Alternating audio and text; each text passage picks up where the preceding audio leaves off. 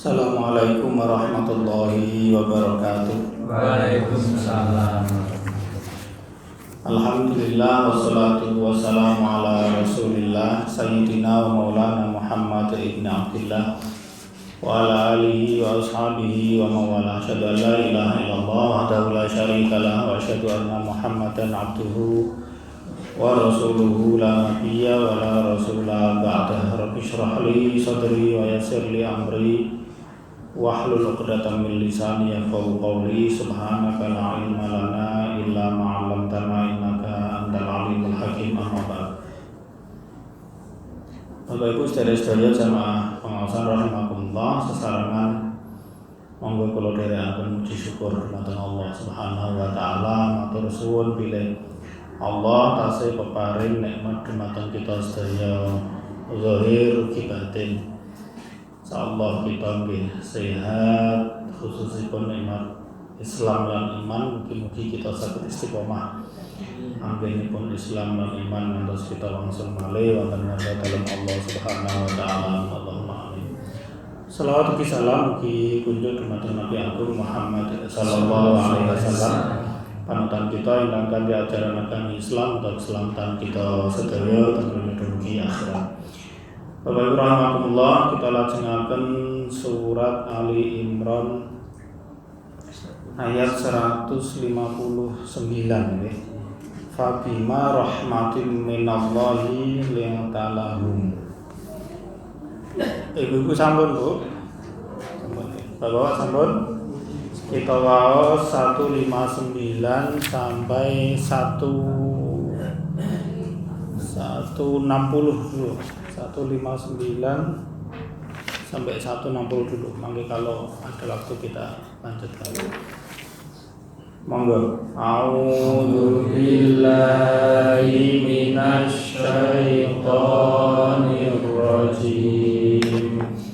Bismillahirrahmanirrahim. Fabima rahmatin minallahi lintalahum walau kunta faddan ghalidhal qalbi lanfaddu min hawlik fa'fu anhum wastaghfir lahum wa syawirhum fil amr fa idza azamta fatawakkal 'ala Allah innallaha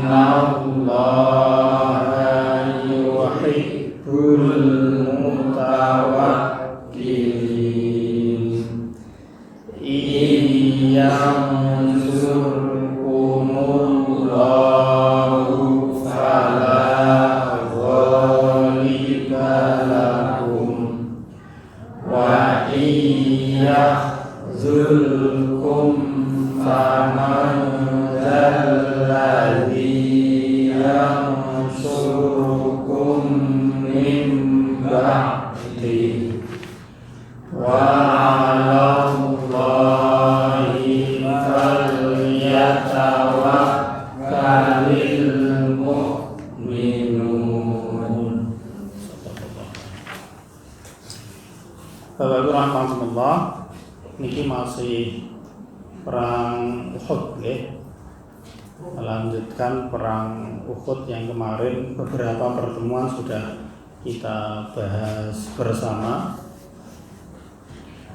Di ayat sebelum ini Allah Subhanahu wa taala itu mengingatkan kita orang yang beriman jangan sampai seperti orang-orang kafir yang penakut, sehingga mengatakan seandainya seseorang itu nggak pergi, nggak ikut perang, maka nggak akan mati. Kita dilarang untuk mengatakan seperti itu karena kematian dan sebagainya itu ketetapan dari Allah Subhanahu wa taala. Lalu kemudian Bapak Ibu rahmatullah di ayat 159 Allah itu mengingatkan kepada Nabi Muhammad sallallahu alaihi wasallam juga kepada orang-orang yang beriman betapa Rasul itu secara watak dan karakternya itu memang orang yang lembut begitu. Jadi kan ngeten nggih Bapak Ibu rahimakumullah, supados kita nyambung dengan ayat ini. Sampai terjadi perang Uhud itu kan awalnya Rasulullah saat baru mau melakukan persiapan. Rasul itu berembuk dulu dengan para sahabat melakukan musyawarah. Apakah kita tetap di Madinah saja atau pergi meninggalkan Madinah menyongsong orang-orang kafir itu? Secara pribadi waktu itu Rasul ada kecenderungan untuk tinggal di Madinah saja. Tapi mayoritas sahabat itu menghendaki supaya umat Islam keluar dari Madinah untuk menyambut pasukan kafir tersebut. Maka berdasarkan hasil musyawarah Rasulullah kemudian mengikuti sehingga beliau segera mempersiapkan memakai baju perang. Nah, sebagian sahabat merasa bahwa sepertinya Rasulullah itu tidak begitu kersa untuk keluar dari Madinah pada saat itu. Maka mereka kemudian memberanikan diri untuk matur kepada Rasul dengan mengatakan, Rasul, kalau engkau menghendaki untuk tetap tinggal di Madinah, kami akan ikut.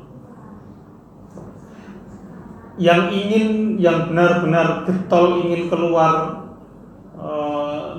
mencegat orang-orang kafir Quraisy di luar Madinah itu ya diantaranya para sahabat yang tidak bisa ikut perang Badar waktu itu. Mereka ingin mendapatkan kebaikan dari jihad tersebut.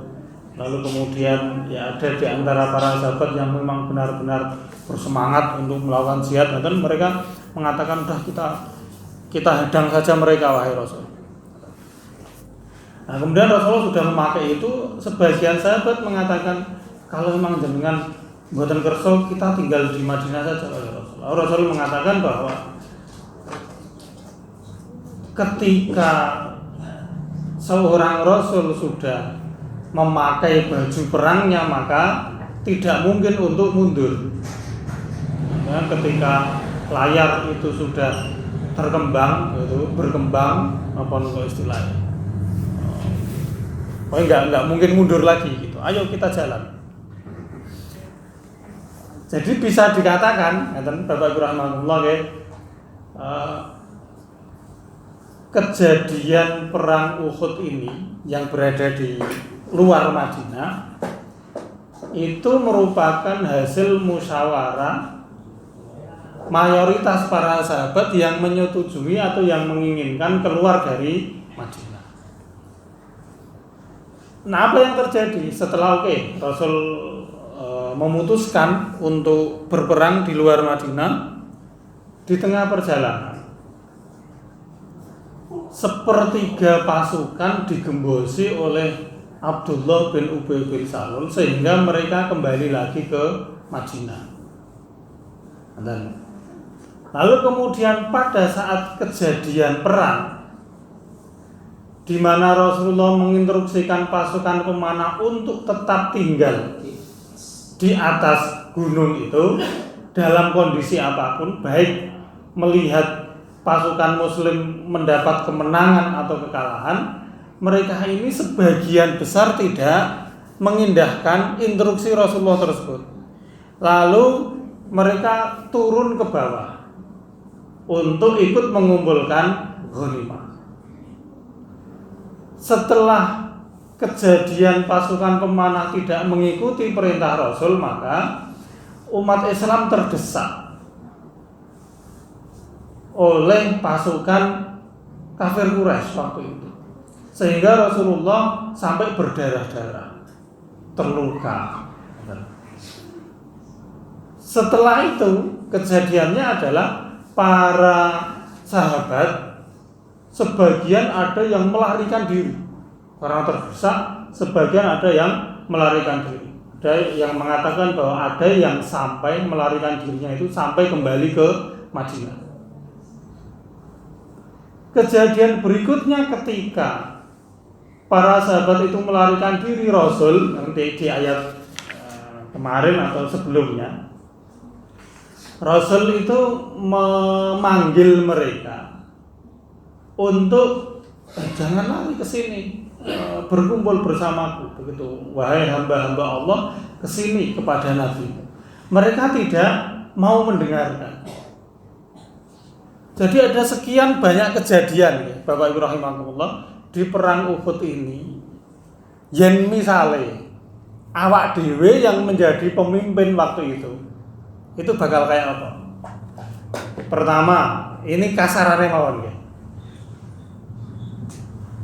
Keluar perang itu atas inisiatif mereka, para sahabat. Di tengah perjalanan ternyata digembosi, sepertiga pasukannya itu pulang.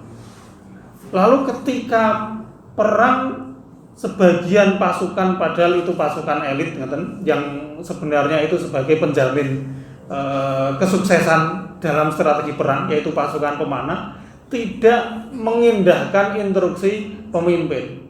Setelah terdesak mereka melarikan diri. Setelah dipanggil, saat melarikan diri dipanggil untuk jangan pergi, sini kita bersama-sama. Mereka tidak mengindahkan. Nah, awak dhewe sing dadi pemimpin rasane iki. Mesti muni-muni kepada pasukannya. Ini atas inisiatif kalian untuk berperang. Malah kalian meninggalkanku sendirian. Prajurit macam apa? Kalau kita seperti itu. Karena nggak terima malah ditinggal berjuang sendiri. Tetapi di ayat ini tadi Allah mengatakan, Fabima rahmatin minallahi linta lahum.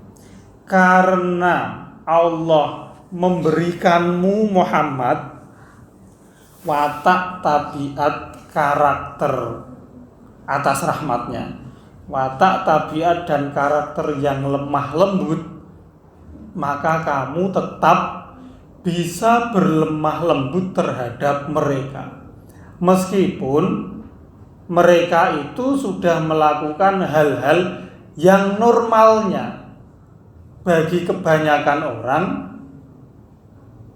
itu sesuatu yang menyakitkan.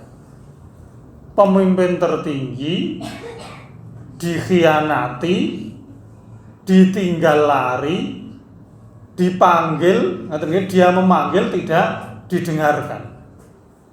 Nah, itu kalau pakai model militer sekarang itu ya masuk nopo indisipliner atau apa istilahnya.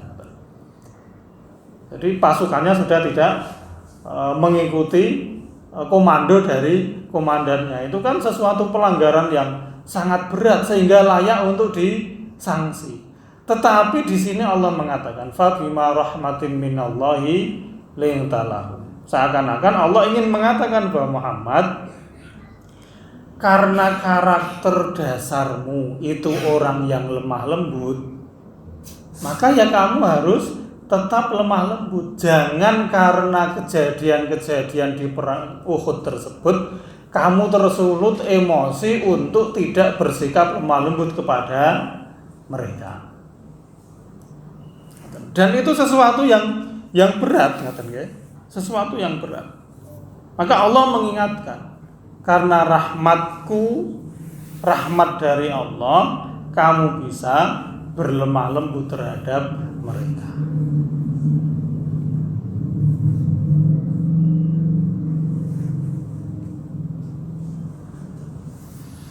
Jadi ya memang karakter dari Rasulullah, watak dasarnya niku memang beliau itu orang yang lemah lembut. Ayat ini serupa dengan apa yang disampaikan oleh Allah nanti di surat At-Taubah ayat 128. Allah mengatakan laqad ja'akum rasulun min anfusikum. Telah datang kepada kalian rasul dari kalangan atau golongan kalian. Sifat rasul itu kayak apa? Azizun alaihi ma anittum. Terasa berat baginya apa-apa yang menimpa. Jadi Rasul itu selalu kepikiran kalau umatnya itu sedang rekoso, itu kepikiran. Berat bagi dia. Ketika melihat umatnya mendapati sesuatu yang susah. Harisun alaikum. Rasul itu karakternya atau sifatnya sangat ingin supaya semua umatnya itu mendapat kebaikan dan hidayah. Bil mu'minina raufur rahim. Beliau itu pengasih dan penyayang, lembut kepada orang-orang yang beriman. Itu karakter dasar dari Rasulullah sallallahu alaihi wasallam. Dan ini diingatkan kembali oleh Allah pada perang Uhud. Jangan sampai karakter dasarmu itu, wahai Muhammad, menjadi hilang gara-gara sekian banyak kejadian yang mungkin secara normalnya itu membuatmu kecewa. Sabar, karena ya kamu diutus bukan kepada malaikat, tetapi kamu diutus kepada manusia. Model-modelnya kados awak dhewe ngeten iki. Ya sing kadang-kadang ya beling, ya nakal ngaten nggih. Nyelelek dan seterusnya. Jadi harus sabar. Sehingga kalau kita mengaku sebagai pewaris Nabi, saat kita ini berdakwah ya harus dengan sepenuh kesabaran, sebagaimana Rasul itu ya sabar. Dikayak gitukan oleh para sahabat niku tetap sabar. Kenapa harus tetap sabar? Karena walau kunta fazzan ghalizal qalbi maka la faddu min hauli.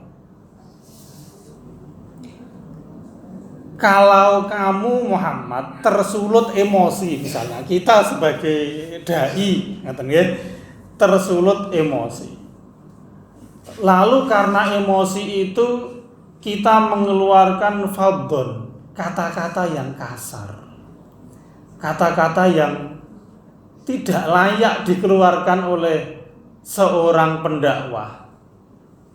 Lalu ghalizul qalbi, hati ini ya keras. Maka kalau kita seperti itu, kalau kamu seperti itu Muhammad, la faddu min haulik, niscaya mereka akan ya meninggalkanmu, akan bubar dari sekelilingmu. Artinya akan ya pergi menjauh. Ailau kunta sayyal kalam, kalau kamu Muhammad itu omongannya jelek, lalu qasil qalbi, lalu hatimu itu keras terhadap mereka, maka la faddu anka wa tarakuka, mereka akan meninggalkanmu, berpaling darimu dan akan meninggalkanmu.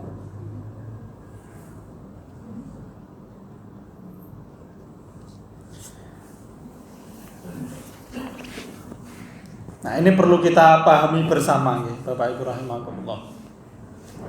Kenapa seorang dai atau secara umum kenapa ketika kita memberi nasihat itu tidak boleh dengan kata-kata kasar atau dengan hati yang keras?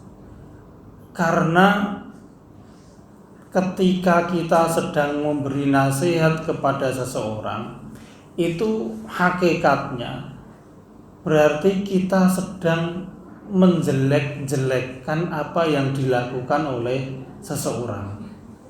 Jadi kita menasehati orang, itu kan sesungguhnya kita ini sedang mengatakan kepada orang itu bahwa itu jelek, harus kamu tinggalkan. Kalau kita memberi nasihat dengan cara yang tidak lembut, padahal ya orang yang diberi nasihat itu pasti dalam posisi dia dituduh melakukan sesuatu yang tidak baik. Ini kan sudah berat bagi seseorang. Misalnya awak dhewe dinasehati oleh orang lain karena kita melakukan sesuatu yang mungkin kurang tepat. Itu di hati kan rasanya berat. Sudah berat kayak gitu. Lalu cara menasehatinya itu dengan fadzon dan ghalidhul qalbi, dengan ucapan yang tidak pas, yang menggunakan kata-kata kotor, kasar begitu, dengan hati yang juga keras. Kira-kira seperti apa kita ketika dinasehati tapi dengan cara yang kayak gitu? Misalnya ada orang mengingatkan kita dengan mengatakan bodoh menunggu, dilakoni dan seterusnya.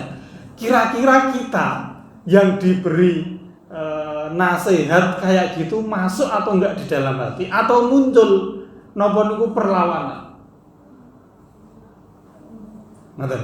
Maka nasihat itu berat, sehingga butuh kelembutan ketika menyampaikannya. Karena ketika kita menasihati seseorang, itu seakan-akan, ya memang benar seperti itu, kita menuduh orang itu melakukan sesuatu yang enggak baik. Kita berusaha untuk memperbaiki. Bagi orang yang tertuduh, rasanya itu enggak mengenakan. Ya kita enak saja memberi nasihat karena kita merasa kita yang benar, dia yang salah. Bagi orang yang kesakitan itu loh, itu sesuatu yang berat. Sehingga untuk mengingatkannya harus dengan kata-kata yang baik, kata-kata yang lembut, pendekatan yang tepat, supaya seseorang itu tidak malah lari ketika diberi peringatan. Nah ini PR kita bersama. Kadang-kadang kita ini sulit merangkul saudara-saudara kita yang belum sadar karena pendekatan kita nggak benar atau kurang tepat. Kita melihat ada orang yang misalnya kurang baik, melakukan maksiat, lalu kita mengatakan, mlebu neraka kok nek ngono kuwi terus. Nah, seperti itu. Urip sekali nang donya kelakuane kaya ngono. Kalau ungkapan kita untuk memberi nasihat kayak gitu, ya la fadhu min hauli. Mereka akan menghindari kita. Wah, segah ana wong kae mesti kok diceramahi tinggal wae. Kayak gitu. Maka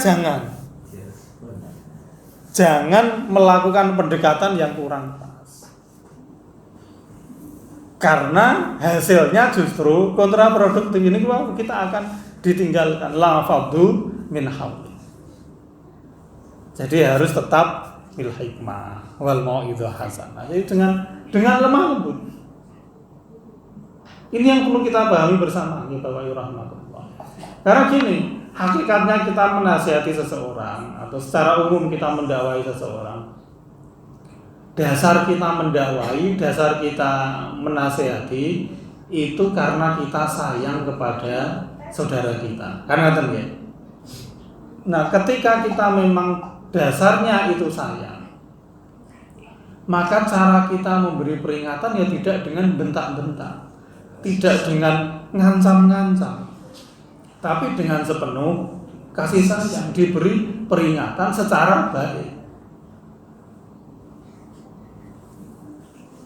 Kalau dakwah kita atas dasar kasih sayang, bukan kebencian. Ya beda kalau dakwah awak dhewe atas dasar kebencian, yang muncul adalah ya ucapan yang kotor, kasar, dan hati yang tidak lembut. Tapi kan enggak, kita ini ingin merangkul sebanyak mungkin orang supaya merasakan nikmat yang kita rasakan seperti ini.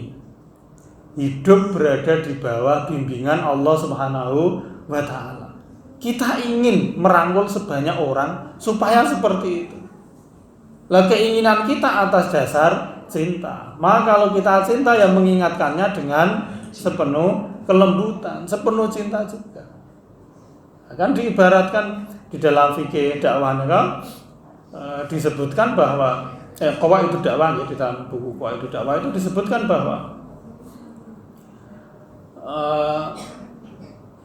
ibaratnya saudara kita yang sedang lalai itu seperti seseorang yang tertidur sementara rumahnya kebakaran. Mungkin kalau pernah menggambarkan ini dulu. Orang yang lalai sehingga melakukan maksiat itu ibaratnya seperti orang yang tertidur sementara rumahnya kebakaran.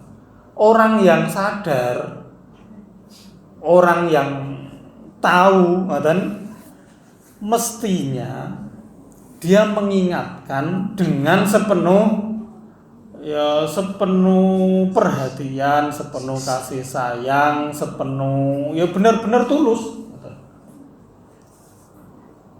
Tidak kemudian sekali dibangunin nggak bangun terus wes ben obong ora apa-apa.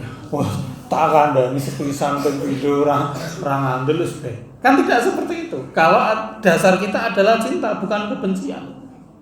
Ya selagi orang itu masih tidur di kasurnya, di tempat tidurnya, sementara kebakaran itu sudah semakin mendekati, kita justru akan semakin kencing untuk mengingatkan, ayo cepet, lendang tangi soalnya omahmu kebungan. Karena kita nggak ingin saudara kita itu terbakar, terbakar di api neraka, gitu kasarannya. Ketika dia terus-menerus berada dalam kelalaiannya melakukan kemaksiatan, kita nggak ingin. Sehingga kita sabar, tulus, dan tanpa pernah henti untuk mengingatkan saudara kita itu. Kita nggak akan berhenti dari mengingatkannya sebelum dia benar-benar bangun dan pergi meninggalkan kasurnya itu. Nah, dalam proses kita mengingatkan, ya bisa jadi kita mendapat perlakuan atau ucapan yang tidak mengenakan. Yang jenenge wong turu ditangeke, sok tangane napa kakine nendang mungkin, atau ya sok omongane yang tidak mengenakan. Jangan sakit hati kita, karena kita tahu bahwa ini rum sadar. Ketika dia sadar, tahu bahwa rumahnya kebakaran, pasti dia nggak akan nendang, nggak akan mukul ketika dibangunin. Pasti akan segera gage-gage bangun dan meninggalkan rumahnya itu supaya dia selamat. Nggak mungkin juga seseorang sebandel apapun orang gitu kan, ketika tahu dia akan kebakaran dibangunin serapopo kobong ora apa-apa wis terima wae kobong kan ya enggak.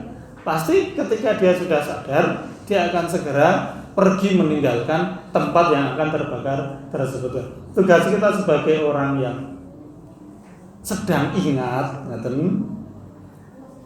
tahu bahwa ada kebakaran, kita mengingatkan sampai saudara kita itu pergi. Jangan pernah percaya kalau saudara kita itu sudah pergi, sudah bangun kalau dia nggak pergi dari tempat tidurnya. Nah, aku istami, tapi tetap saja di kasur situ, jangan percaya. Tetap terus diingatkan sampai dia benar-benar pergi. Nah, itu caranya, Bapak Ibu rahimakumullah. Jadi kita ketika berdakwah, ketika mengingatkan, niku tidak boleh dengan kata-kata kasar, tidak boleh dengan hati yang keras. Karena kalau kayak gitu pendekatan kita, maka justru orang yang kita ajak untuk melakukan kebaikan, mereka akan menjauhi kita. Maka di potongan ayat berikutnya Allah itu mengatakan fa'fu anhum, maka maafkanlah mereka. Jadi Allah meminta Nabi Muhammad, wahai Muhammad, meskipun kamu sudah diperlakukan seperti itu oleh para sahabatmu di perang Uhud, ditinggal lari, dipanggil nggak pada mau mendengarkan, diinstruksikan untuk tidak kemana-mana, tidak mengindahkan instruksi itu, kamu jangan marah, jangan mengucapkan kata-kata yang kotor, jangan keras hatimu gara-gara seperti itu. Tetapi sebaliknya, fa'fu anhu, maafkan mereka. Jadi yang diperintahkan oleh Allah Subhanahu wa taala terhadap sikap para sahabat yang seperti itu, Allah tetap meminta Nabi Muhammad untuk maafkan mereka. Yang namanya al-afu atau permaafan itu ketika kita memang benar-benar melupakan kesalahan orang tersebut. Kalau kita belum melupakan kesalahan orang tersebut, itu namanya kita belum memaafkan. Karena al-afu itu secara bahasa digambarkan seperti hilangnya bekas telapak kaki ketika kita berjalan di pantai saat telapak kaki itu dihapus oleh ombak, atau ketika kita berjalan di gurun, telapak kaki kita itu hilang bekasnya karena angin yang menutupi bekas telapak tersebut. Jadi nggak ada bekasnya. Itu yang namanya memaafkan. Maka kalau kita memaafkan tapi masih ada bekas di dalam hati, itu belum al-afu, itu belum memaafkan. Namanya enggak memaafkan.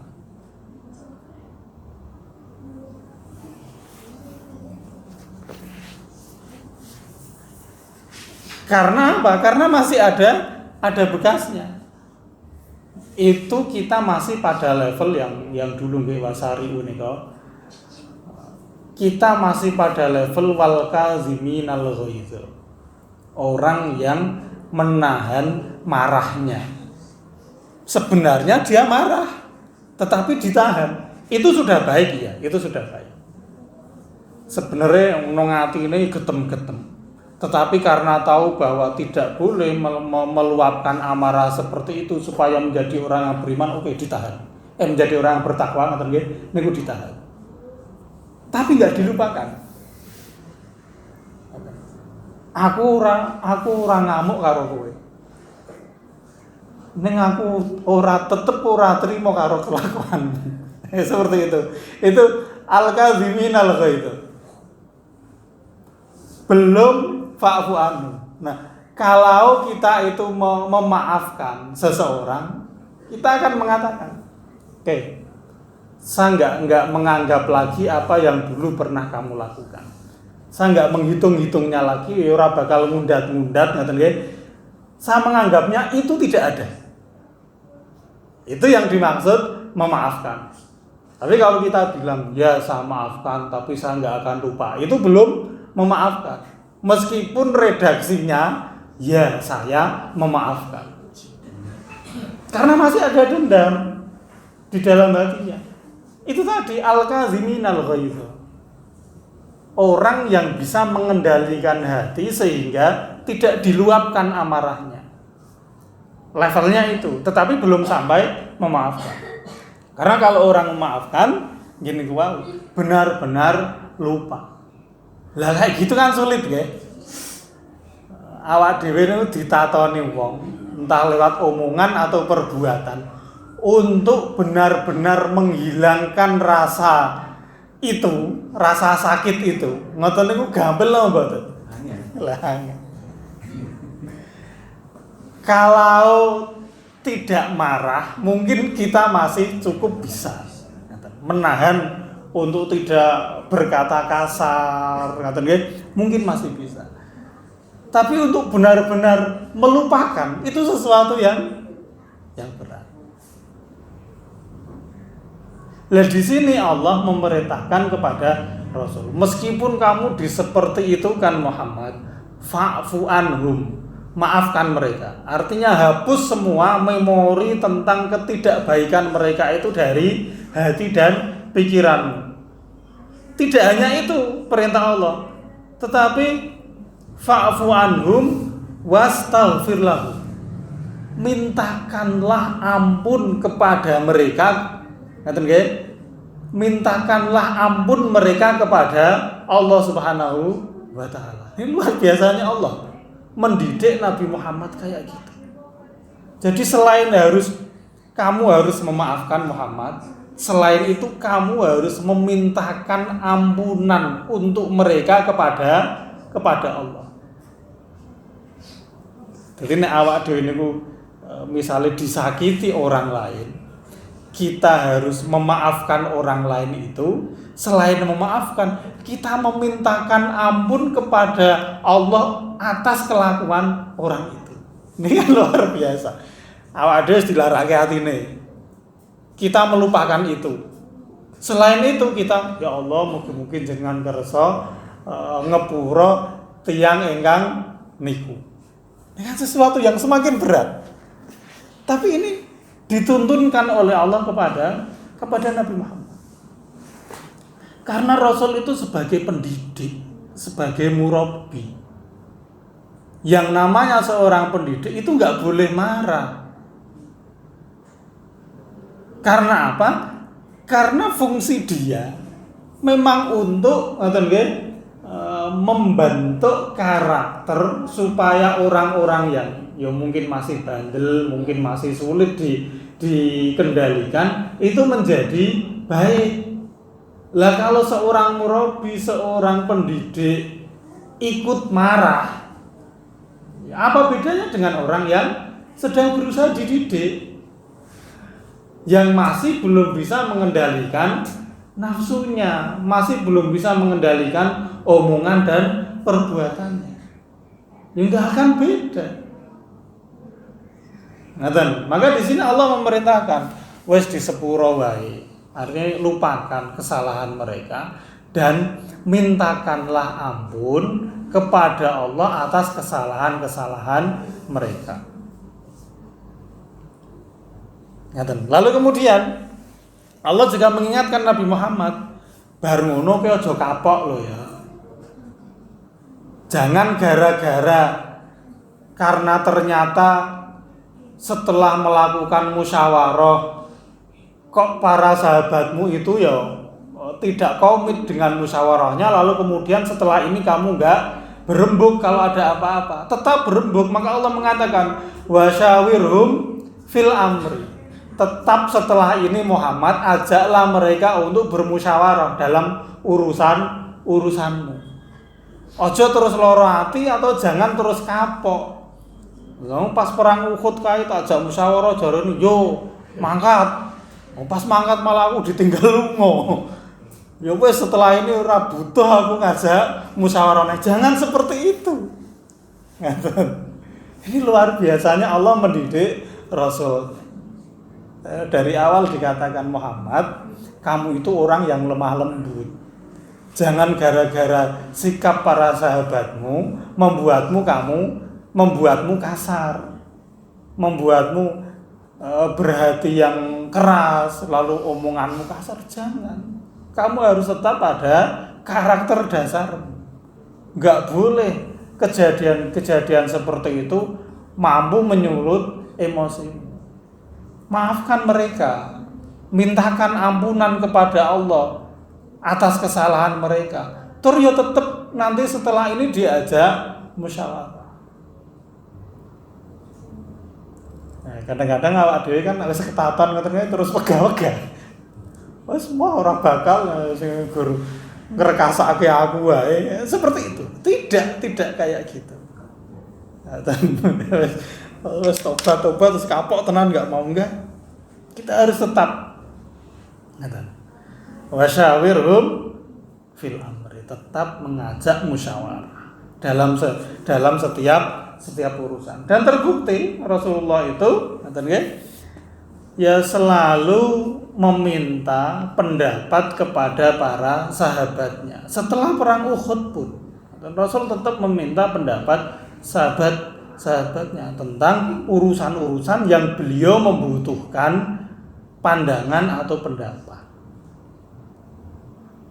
Artinya ya tidak kapok meskipun ada kejadian yang kayak gitu, tapi itu dilupakan, sudah dimaafkan, dimintakan ampunan juga kepada Allah.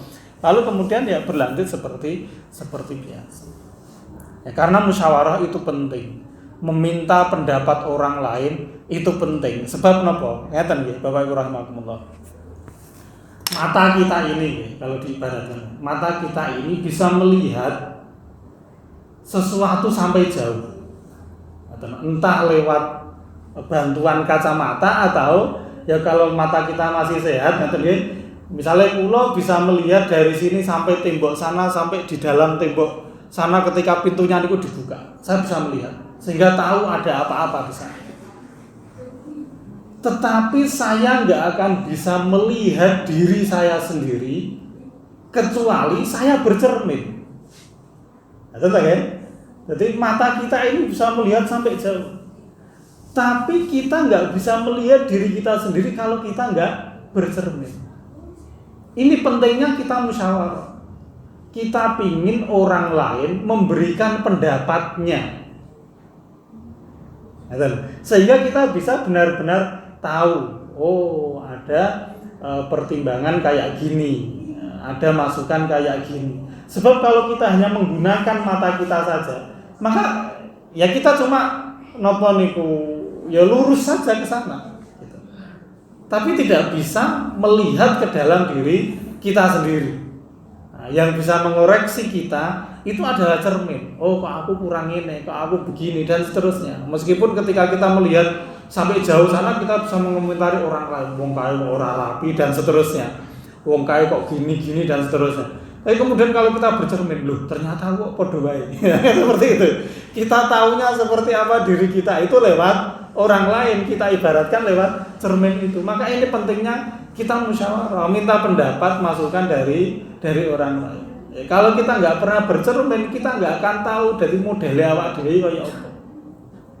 Tapi sekali kita bercermin, kita akan tahu ternyata sing tak elek-elek kae padha wae aku ya ngono. Ora rapi, ora opo dan seterusnya. Nah, kita taunya itu dari bercermin. Nah, kita taunya juga dari musyawarah. Maka kita tetap butuh sebijak apapun kita butuh pendapat dari orang lain. Maka di sini Allah mengatakan kepada Nabi Muhammad, wasyawirhum fil amri. Tetap setelah ini Muhammad kamu harus minta pendapat kepada para sahabat. Lalu kemudian di akhir ayat itu Allah mengatakan wa iza azamta fatawakkal 'ala Allah. Apabila kamu sudah bertekad bulat, maka bertakwalah kamu kepada Allah Subhanahu wa taala.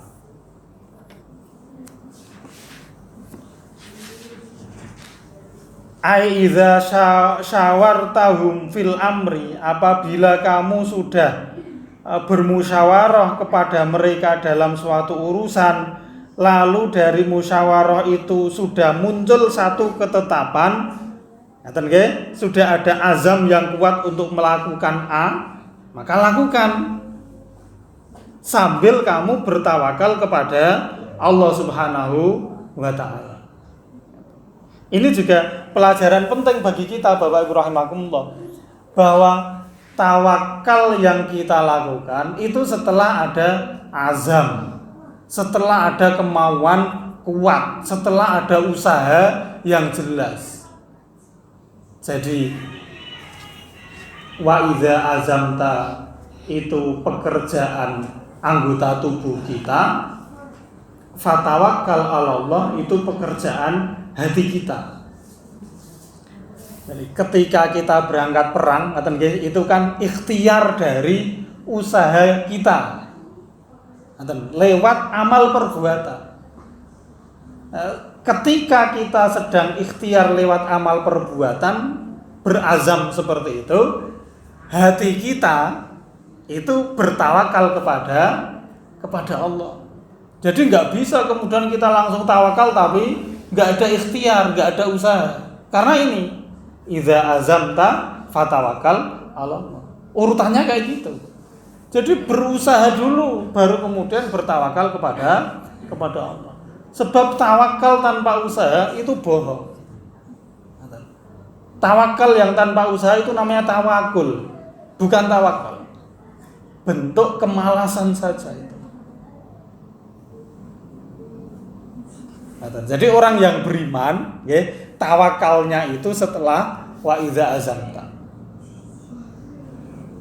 Jadi ada usaha dulu, baru kemudian ketika kita sudah melakukan usaha, kita meyakini bahwa usaha ini nggak akan membuahkan hasil apapun kalau tidak diridhoi oleh Allah Subhanahu wa Ta'ala. Maka sambil usaha kita menyerahkan hasilnya kepada Allah. Allah, saya sudah berusaha seperti ini, saya buktikan dengan bekerja, saya buktikan dengan berangkat perang. Urusan hasilnya kayak apa, aku serahkan kepadamu. Karena yang berhak memberikan hasil itu Allah Subhanahu wa Ta'ala. Tapi hasil itu tidak akan ada tanpa ada usaha dari kita.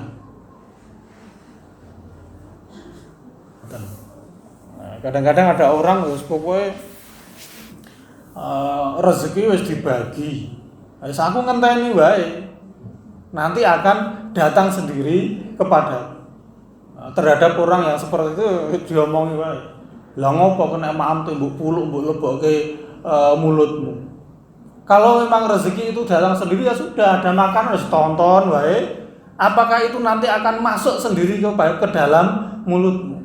Kalau kamu masih berikhtiar supaya kenyang dengan cara mengambil makanan dari piring lewat tanganmu memasukkan ke mulut, berarti kamu bohong ketika mengatakan tawakal itu nggak perlu usaha. Nyatanya kamu ketika makan merasa lapar, saat mau makan ya tetap muluk, tetap nyendok. Kalau emang kamu konsisten dengan konsep tawakal itu nggak perlu usaha, ngopo kok dadak nyendok, ngopo kok dadak muluk, kan seperti itu. Lah itu orang males bae, dia males berusaha, dengan mengatasnamakan tawakal, karena merasa berat. Ketika itu nggak berat ya dia mau berusaha. Nyatane napa? Nek pun wonten makanan di atas piring, dia tuh mau berikhtiar untuk memasukkannya ke mulut. Tapi kenapa dia nggak mau mencari makanan supaya bisa sampai ke piringnya? Dan itu kan nggak konsisten cara berpikir orang kayak gitu. Nah, yang benar adalah ya kita berusaha, tapi jangan pernah meyakini bahwa usaha ini akan membuahkan hasil seperti yang kita angan-angankan. Karena yang berhak memberikan hasil sebanyak atau sesedikit apapun itu Allah Subhanahu wa Ta'ala. Yang namanya usaha itu hanya sekedar usaha. Nah, bagi orang yang beriman, Bapak Ibu rahimakumullah, mendapat perlakuan yang berbeda dari Allah SWT. Di sini Allah seakan-akan ingin mengatakan ojo mbok banding-bandingke antara persiapanmu dan jumlah personilmu dengan persiapan dan jumlah personil dari orang-orang kafir. Kalau dari sisi jumlah dan dari sisi logistik mungkin kamu kalah. Tetapi itu bukan untuk perbandingan. Karena jumlah itu tidak dalam kacamata Allah, jumlah itu tidak menentukan menang kalahnya. Persediaan logistik itu tidak menentukan menang kalahnya. Tapi yang menentukan adalah ketika kamu berpihak kepada Allah, maka akan dimenangkan sebanyak apapun atau sesedikit apapun jumlahmu. Maka kan di ayat berikutnya tadi Allah mengatakan iyang surkumullah fala ghalibalakum. Kalau kamu menolong Allah, nggak akan ada yang bisa mengalahkanmu, meskipun jumlahmu sedikit, meskipun persiapanmu terbatas. Karena sekali lagi bukan masalah jumlah, bukan masalah persiapan, tapi masalahnya kamu menolong Allah atau tidak. Kalau kamu nggak menuruti Rasulullah, yang berarti kamu tidak menolong Allah Subhanahu wa Ta'ala, ya kamu akan dikalahkan. Maka Allah mengatakan di potongan ayat berikutnya itu, wa iyyahzulkum famadzalladzi yang suruhkum min ba'di. Kalau kamu tidak mengindahkan perintah Allah, kalau kamu tidak menolong Allah, siapa yang bisa menolong?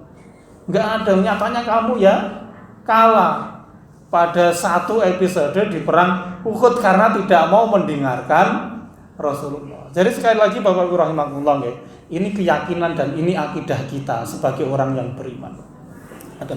Bahwa usaha itu hanya sekedar usaha.